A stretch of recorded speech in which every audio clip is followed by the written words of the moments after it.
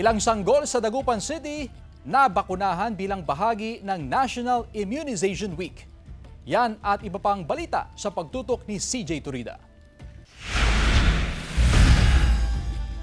Bilang bahagi ng National Immunization Week, nagtipon-tipon ang mga ina kasama ang kanilang mga anak upang sumailalim sa pag-aaral tungkol sa vaccine-preventable diseases. Dapat ma-educate yung mga nanay para at least malaman nila kung ano ang importansya ng mga bakuna para sa mga bata. Kailangan daw sumailalim sa serya ng pagbabakuna ang mga batang edad 1 pababa upang makaiwas sa sakit. Kabilang ang bakuna kontra Hepa B, pentavalent vaccine, influenza, measles at rubella. Ang 1-year-old na si Savannah na isang half-Irish, kompleto na raw sa bakuna ayon sa kanyang ina. Siyempre para maprotektahan siya sa mga iba't ibang sakit. Lalo ngayon, nowadays na ang dami-dami ng mga virus na lumalabas. Patuloy na hinihimok ng City Health Office ang mga magulang na ipabakuna ang kanilang mga anak. Nandito kami para umalalay at magbigay ng libre po yung bakuna na ibibigay namin sa inyo. Wala kayong kailangang gastusin.